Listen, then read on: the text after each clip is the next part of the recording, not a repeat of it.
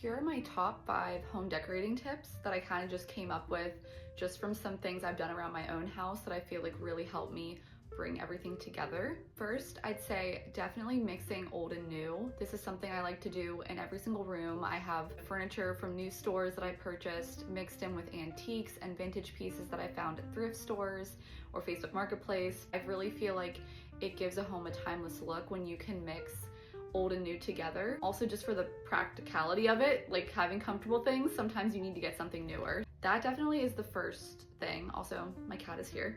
My second tip would be making mood boards. Now, this is something I do on a regular daily basis. I'm planning to decorate any space or any room. I'm always making a mood board in Pinterest with like all my favorite pictures. I bring that into Canva and I make like a little room layout and bring all my ideas together. And I think this is really important to do because it gives you like a visual of the direction it's going. Kind of think about, why do I like this group of photos? Like, what's similar about it?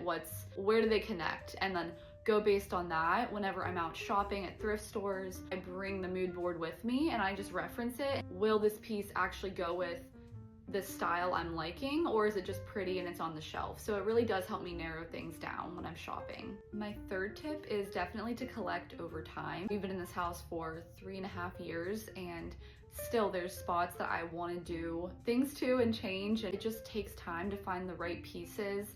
And sometimes you think you find the right piece and you try it out and it honestly doesn't look how you thought it would, or maybe it's just not practical for your needs.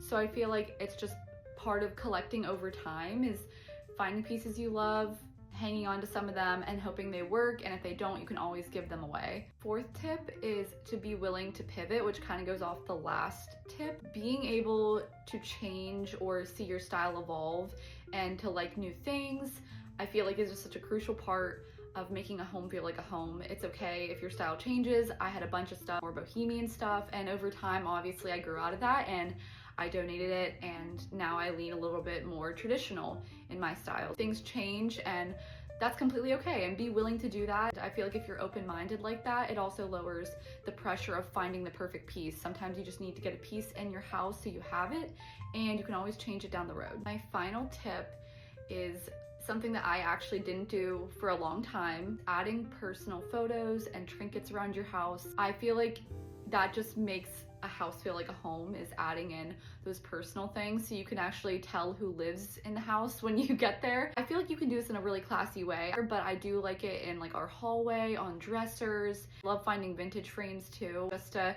add a little character. But I really think that if you take the time to add in like trinkets from your